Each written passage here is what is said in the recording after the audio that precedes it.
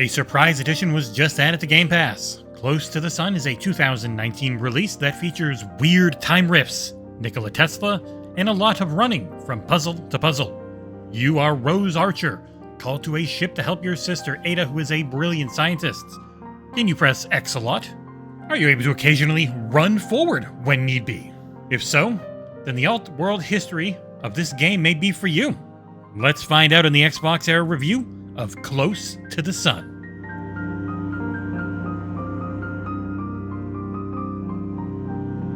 Close to the Sun takes place in an alternate history 1897. Starting out on a small boat, you'll quickly make your way to the game's star, the Helios.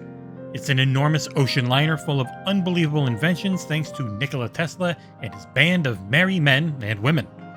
Your character has gotten a mysterious letter from her sister and finds things going just swimmingly, as everyone seems to be dead, mostly torn to pieces, and this once vibrant utopia of science is a hellscape of death and misery. Time is not a river is written, often in blood, pretty much everywhere. You'll uncover mystery, see lots of death, and interact with a few characters throughout your journey. Most of the game is you alone, solving basic puzzles and mostly just finding keys. Occasionally a chase sequence will make you hold the left trigger to run for 30 or so seconds, and on a few occasions, you'll come across other living humans. Their faces look weird and they animate oddly, but I digress.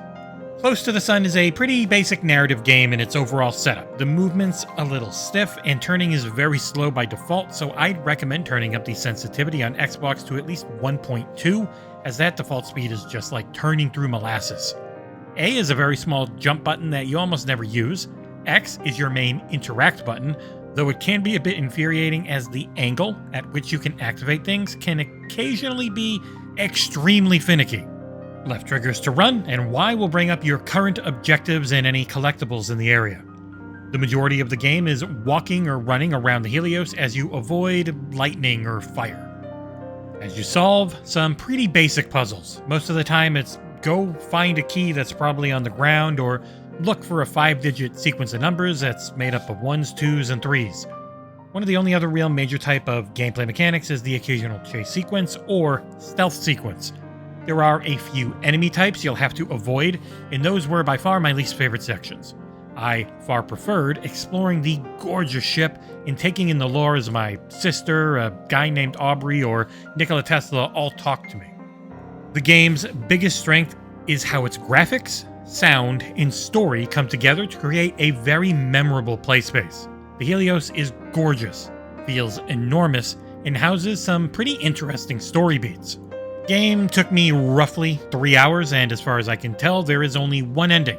Honestly, it's a pretty perfect Game Pass game, though it does seem to end in a kind of a blue balls cliffhanger, and I have no idea if they're ever going to do a sequel. But it's short, beautiful, has solid writing and voice acting, and a thoroughly creepy atmosphere. There's not much music. I think the game's entire soundtrack's a single song that's like 3 minutes long.